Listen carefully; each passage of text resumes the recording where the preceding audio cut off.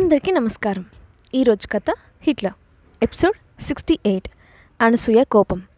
ఇక స్టోరీలోకి వెళ్తే హాస్ని సైకాట్రిస్ట్ని కలిసి బయటకు వస్తుండగా విరాట్ కాల్ చేసి ప్రగతినగర్ రోడ్ నెంబర్ 6లోకి వచ్చేసానని చెప్పాడు. ఏంటి, ప్రగతినగర్లో మీరేం చేస్తున్నారు, అక్కడికి ఎందుకు వచ్చారు అని కంగారుగా అడిగింది హాస్ని. నిన్ను పికప్ చేసుకోవడానికి వచ్చాను, ఎక్కడున్నావో చెప్తే అక్కడికి వస్తాను అంటూ మొబైల్లో యాప్ ఓపెన్ చేసి హాస్ని లొకేషన్ చెక్ చేస్తూ అన్నాడు విరాట్. వద్దు, మీరు రోడ్ నెంబర్ 6లోనే ఉన్న టైర్ స్టోర్ దగ్గర ఉండండి, నేను ఇప్పుడే వస్తున్నాను అని చెప్తూ లిఫ్ట్ కోసం ఆగకుండా స్టెప్స్ మీద 6 ఫ్లోర్స్ దిగి రోడ్ మీద పరిగెత్తింది హాస్ని. ఇంతలోనే తను వేసుకున్న మాస్క్, క్యాప్, గ్లాసెస్ అన్నీ గమనించి అతను ఎక్కడ అడుగుతాడోనని దారిలో కనిపించిన డస్ట్బిన్లో విసిరేసింది. కాస్త దూరం నుండి విరాట్ కార్ని చూసి ఒక్కసారిగా పరుగు ఆపేసి సాధ్యమైనంత నెమ్మదిగా నడుచుకుంటూ వచ్చి కారెక్కింది హాస్ని. ఆమె ఎంత మేనేజ్ చేసినప్పటికీ ముఖానికి పట్టిన చెమట, కళ్ళల్లో కంగారు, ఆయాసంతో ఎగసి పడుతున్న గుండెలు తను పరిగెత్తుకుంటూ వచ్చిందని చెప్పకనే చెప్పాయి. ఏమైంది, ఎందుకంత కంగారు పడుతున్నావు, ఎక్కడి నుండి వస్తున్నావు అని అడిగాడు విరాట్. అతని వైపు చూస్తూ షాపింగ్ అని చెప్పాను కదా, డ్రెస్సింగ్ ట్రయల్ చేస్తూ ఉంటే మీరు కాల్ చేశారు, మళ్ళీ మిమ్మల్ని వెయిట్ చేయించడం ఎందుకని ఇలా గబగబా వచ్చేసాను అని చెప్పింది హాస్ని. ఆమె వైపు పరీక్షగా చూస్తూ అసలు నాతో ఎందుకు అబద్ధం చెప్తోంది, ఇందాక తన లొకేషన్ ట్రేస్ చేస్తే అక్కడ ఎలాంటి షాపింగ్ మాల్ లేదు, మరెక్కడికి వెళ్ళింది అని అనుకుంటూ ఒక్కదానివే వెళ్ళావా అని అడిగాడు విరాట్. అవునన్నా హాస్ని వైపు సూటిగా చూస్తూ ఇందాక కీర్తి కూడా వస్తుందని చెప్పావు, తనెక్కడుంది అని ప్రశ్నించాడు. చెప్పానా, నోటితూలా, అది మాల్కి వస్తుండగా వాళ్ళ డాడీ కాల్ చేసి అర్జెంట్ వర్క్ ఉందని ఇంటికి రమ్మన్నారంట, అందుకే అది వెళ్ళిపోయింది. అప్పటికప్పుడు అబద్ధం అల్లేసింది హాస్ని. మరి ఒక్కదానివే ఉన్నప్పుడు నాకెందుకు కాల్ చేయలేదు అని అడిగాడు విరాట్. ప్రతిదీ గుచ్చి అడుగుతున్న అతన్ని చూసి విసుకొచ్చి, అబ్బా ఏంటండి, ప్రతిదానికి పోలీసు దొంగను ఇంట్రోగేట్ చేస్తున్నట్లు ఇలా క్వశ్చన్ల మీద క్వశ్చన్స్ వేస్తున్నారు. మీరు ఆఫీస్ వర్క్స్తో బిజీగా ఉంటారని ఆలోచించి డిస్టర్బ్ చేయకుండా ఒక్కదాన్నే వచ్చాను, అంత మాత్రానికి నేరాలు ఘోరాలు చేసినట్లు ఇలా అడగడం ఏం బాగోలేదు అని అంది హాస్ని. అవునా, సరే, అలా మాట్లాడడం కానీ తమరు చేసిన షాపింగ్ బ్యాగ్స్ ఏవి అని కళ్ళెగరేశాడు విరాట్. అబ్బా, ఆ దేవుడు మీకు ఇన్ని తెలివితేటలు ఎందుకు ఇచ్చాడో నా కర్మ కాకపోతే అని లోపలే తిట్టుకుంటూ, ఎక్కడ కొన్నిచ్చారు, అలా ట్రయల్ వేశానో లేదో వచ్చేసానని కాల్ చేశారు, దాంతో అవన్నీ అక్కడే వదిలేసి వచ్చేశాను అని అంది హాస్ని. ఉరిమి మంగళం మీద పడ్డం అంటే ఇదే, చేసేవన్నీ తలతిక్క పనులు, మళ్ళీ నా మీద నింద, అయినా ఇంట్లో ఉన్న డ్రెస్సెస్ సరిపోవన్నట్లు షాపింగ్ మీద పడటం అంత కరువేంటో అని చిరాగ్గా అన్నాడు విరాట్. అంతే, ఆ మాటకి కోపంతో ఊగిపోతూ, నా షాపింగ్ గురించి మీకెందుకు, ఎప్పుడైనా ఒక చీర కానీ కనీసం టాప్ కానీ కొన్న ముఖమేనా, షాపింగ్ అంటే ఒక ఎమోషన్, షాపింగ్ అంటే ఒక యాగం, షాపింగ్ అంటే ఒక యుద్ధం, అసలు మీకేం తెలుసని కామెంట్ చేస్తున్నారు అని ఉరిమి చూసింది హాస్ని. అబ్బో, షాపింగ్కి అంత సీన్ ఉందా, అయినా ఇంట్లో అన్ని మోడల్స్ పెట్టుకొని ఇంకా ఏం కొందామని పోయావు అని అడిగాడు విరాట్. ఇదిగో ఇందాకే చెప్పానా, మళ్ళీ అలాగే మాట్లాడుతున్నారు, నన్నేమైనానండి కానీ షాపింగ్ గురించి నెగిటివ్గా కామెంట్ చేస్తే ఊరుకోను అన్న హాస్ని వైపు అంతా ఉందా అన్నట్లుగా యథాదిగా చూశాడు. ఆ చూపేంటి, మార్చండి, అస్సలు బాగోలేదు. అయినా ఆడవాళ్ళకి బట్టల షాపులకి అవిరభావన సంబంధం ఉంది. అసలు మా కాస్ట్యూమ్స్లో ఎన్ని మోడల్స్ ఉంటాయో తెలుసా, చీరలు, చుడిదార్స్, జీన్స్, గాగ్రా, లంగా ఓణి, maxi, long frocks, long skirts, ఇలా ఎన్ని రకాలు ఉంటాయో తెలుసా, నేను అందులో కనీసం 10 రకాలు కూడా చెప్పలేదు. కుప్పలుగా మోడల్స్ నుంచి ట్రెండ్స్కి తగ్గట్టు సెలెక్ట్ చేసుకోవడానికి పెద్ద యాగమే చేయాలి. అన్ని కష్టాలు పడి సెలెక్ట్ చేసి మీ కళ్ళకి విందు చేస్తే ఒక్క కాంప్లిమెంట్ ఇవ్వడానికి కూడా మీకు టైం ఉండదు అని ఉక్రోషంగా అంది హాస్ని. ఆహా, ఏదో మీకే మోడల్స్ ఉన్నట్లు చెప్తావేంటి, మా మగాళ్ళకు కూడా ఉంటాయి కదా అని విరాట్ అన్నాడో లేదో అతని మీద ఒక్కసారిగా రైస్ అయిపోయింది హాస్ని. అసలు మీకేం మోడల్స్ ఉన్నాయి, ఇంత బిల్డప్ ఇస్తున్నారు, లెక్క పెట్టడానికి 10 మోడల్స్ కూడా ఉండవు. తిప్పి కొడితే షాంటు, షర్టు, సూట్స్తో పాటు ఒక 2 రకాల ట్రెడిషనల్ వేర్, లాస్ట్లో టోన్ జీన్స్ అని చినిగిపోయిన బట్టలు, అంతే కదా, దానికి ఇంత హైప్ అవసరమా అని ఆవేశంగా అంది. హాసిని ఇచ్చిన స్పీచ్కి దిమ్మ తిరిగిన విరాట్ ఒక్కసారిగా తల విదిలించి, చెప్పి చెప్పి అలసిపోయావు కదా బేబీ, ఇదిగో వాటర్ తాగు అని బాటిల్ ఆమె చేతిలో పెట్టాడు. అతని వైపు వింతగా చూస్తూ, స్పీచా? నేను మీకు చెప్పింది సరిగ్గా అర్థం కాలేదనుకుంటా అని మళ్ళీ మొదలుపెట్టపోయిన హాసినికి నమస్కారం చేస్తూ, వద్దమ్మ తల్లి, నీ ఉపన్యాసం ఒక్కసారి వినడమే ఎక్కువ, మళ్ళీ అంటే నా వల్ల కాదు అని అన్నాడు విరాట్. పేరేమో పెద్ద బిజినెస్ మ్యాన్, చిన్న స్పీచ్ కూడా వినలేరు అని ఎగతాళి చేస్తున్న హాసిని చూస్తూ, ఒంటి చేత్తో ఎంత పెద్ద బిజినెస్నైనా రన్ చేయొచ్చు, కానీ మీ ఆడవాళ్ళ షాపింగ్కి వెళ్ళకూడదని ఈరోజే అర్థమైంది అని చెప్పాడు విరాట్. గుడ్ బాయ్, చాలా త్వరగా అర్థం చేసుకున్నారే అన్న హాసినితో, వెటకారం చాలు కానీ ఎక్కడికి వెళ్ళావో ఇప్పటికైనా చెప్పు అని అడిగాడు. ఆ విషయం మీరు ఇంకా మర్చిపోలేదా అన్న హాసిని వైపు కోపంగా చూస్తూ, ఇందాక ఇచ్చిన స్పీచ్ అంతా నన్ను డైవర్ట్ చేయడానికే వేసిన డ్రామా అని నాకు తెలుసు, నోరు మూసుకొని నాకు చెప్పు, నాకు నిజం మాత్రమే కావాలి అని స్పష్టం చేశాడు విరాట్. డ్రామా ఏంటి, నిజమే చెప్పాను అన్న హాసినితో, మన డ్రెస్సింగ్ రూమ్లో ఉన్న డ్రెస్సెస్లో ఇప్పటి వరకు 20% కూడా వేసుకోలేదు, అన్నీ టాప్ బ్రాండ్స్ నుండి కలెక్ట్ చేసిన మోడల్స్, వాటిని వదిలేసి షాపింగ్కి వచ్చావంటే నిజమని ఎలా నమ్మాలి, నీ కంటికి నేను వెంగళప్పలా కనిపిస్తున్నానా అని కోపంగా చూశాడు విరాట్. అలా ఎందుకు కనిపిస్తారని అమాయకంగా మొహం పెట్టిన హాసిని వైపు కాల్చేసేలా చూస్తూ, యాక్టింగ్లో నీకు ఆస్కార్ అవార్డు ఇవ్వచ్చు, ఇప్పుడు నువ్వు నిజం చెప్పలేదో నేను ఇన్వెస్టిగేషన్ చేయించి తెలుసుకుంటాను అని వార్నింగ్ ఇచ్చాడు విరాట్. దేవుడా, ఈయన అంత పని చేస్తాడు, ఎందుకు వచ్చిన తలనొప్పి అనుకుని హాస్పిటల్కి వెళ్ళాలని అందుకు గల కారణం కూడా చెప్పింది హాసిని. ఈ మాత్రం దానికి ఇంతలా హైట్ చేయాలా? సరే, డాక్టర్ ఏమన్నారు అని అడిగిన విరాట్కు హాస్పిటల్లో డాక్టర్కి తనకి మధ్య జరిగిన డిస్కషన్ మొత్తం వివరించింది హాసిని.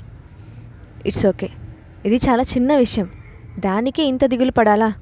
నేనున్నాను కదా, నీకు కావాల్సిన లవ్ అండ్ కేర్ నేను ఇస్తాను, ఇట్స్ ఓకే అని ప్రేమగా దగ్గరికి తీసుకున్నాడు విరాట్.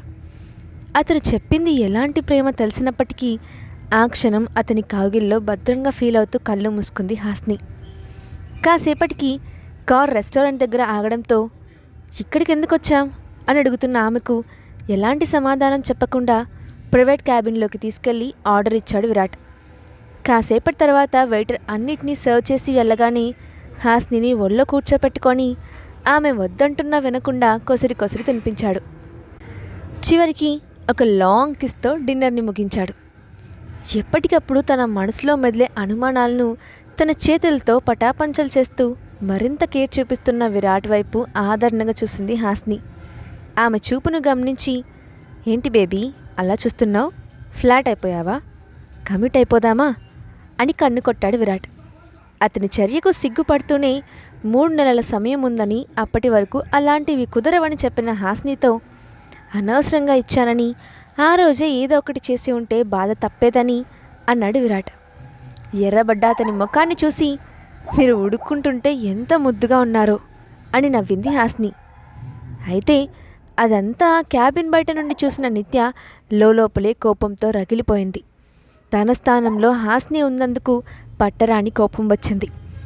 గతంలో విరాట్ను వదిలేసి తప్పు చేశానని ఎలాగైనా ఆమె అడ్డు తొలగించి అతన్ని దక్కించుకోవాలని నిర్ణయించుకుంది. మరుసటి రోజు మధ్యాహ్నం కంపెనీ నుండి బయటకు వచ్చిన హాసినిని అడ్డగించింది నిత్య. ఏం పాపా, మొన్న ఇచ్చిన డోస్ సరిపోలేదా, మళ్ళీ వచ్చావు అన్న హాసిని వైపు కోపంగా చూస్తూ, విరాట్ను ఎప్పుడు వదిలేస్తున్నావని అడిగింది.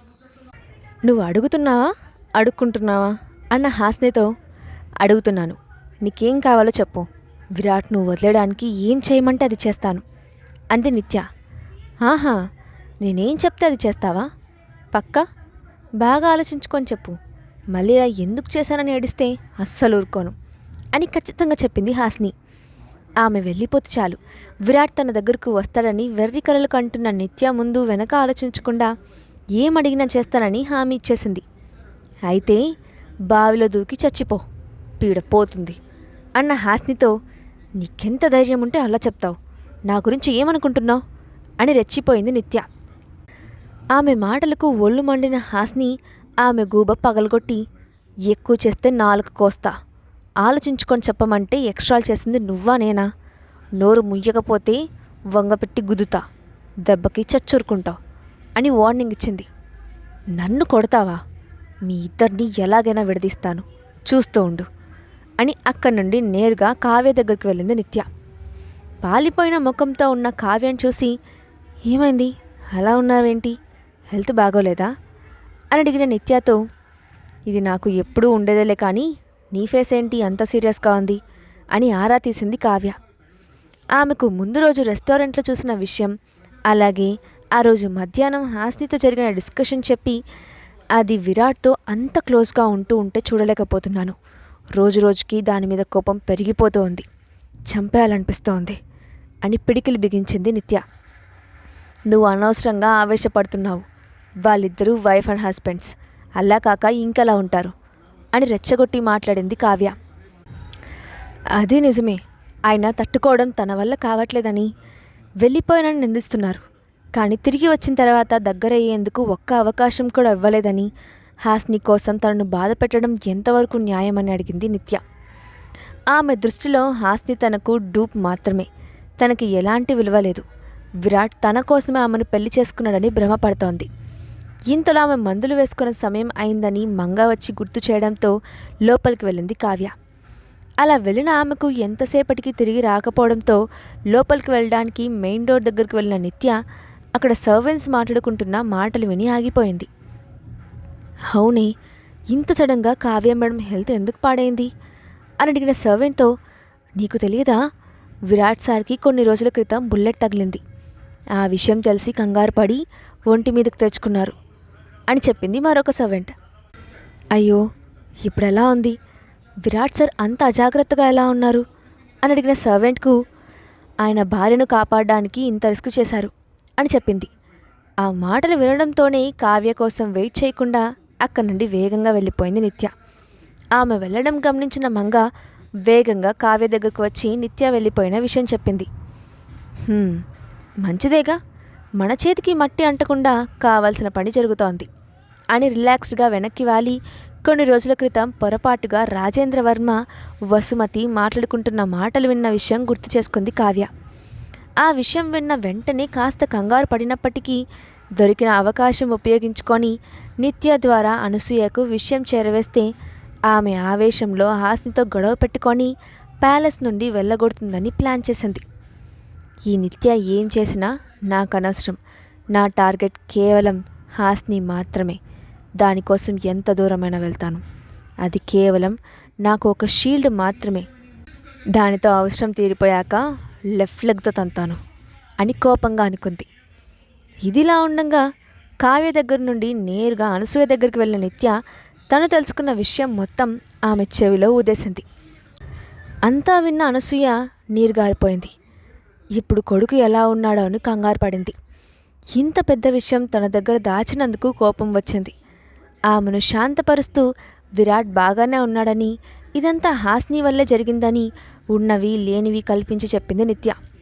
ఆమె చెప్పినవన్నీ నిజాలని నమ్మి ఉద్రేకంతో ఊగిపోతూ, హాస్ని అంటే మొదటి నుండి నాకు ఇష్టం లేదు. అది విరాట్ జీవితానికి పట్టిన అరిష్టమని తెలుసు. ఒక్క క్షణం కూడా అది నా విరాట్ జీవితంలో ఉండటానికి నేను ఒప్పుకోను. అందుకోసం ఏం చేయడానికైనా సిద్ధమే. నా జీవితంలో ఒకసారి జరిగిన నష్టం చాలు, మరొక బాధకు నేను సిద్ధంగా లేను అని అంది అనసూయ. ఆమె నుండి తనకు కావలసిన రియాక్షన్ రావడంతో హ్యాపీగా ఫీల్ అవుతూ, ఏం చేస్తారు అని అడిగిన నిత్యతో, నువ్వే చూడు అని కోపంగా అంది అనసూయ. ఇంతకీ అనసూయ ఏం చేస్తుందో నెక్స్ట్ పార్ట్లో చూద్దాం. ఈ స్టోరీ అప్డేట్ ఎలా ఉందో కింద కామెంట్ బాక్స్లో మీ ఒపీనియన్ని షేర్ చేయండి. అలాగే ఇలాంటి మరిన్ని స్టోరీస్ కోసం మా ఛానల్ని తప్పకుండా సబ్స్క్రైబ్ చేసి పెట్టుకోండి. Thanks for watching.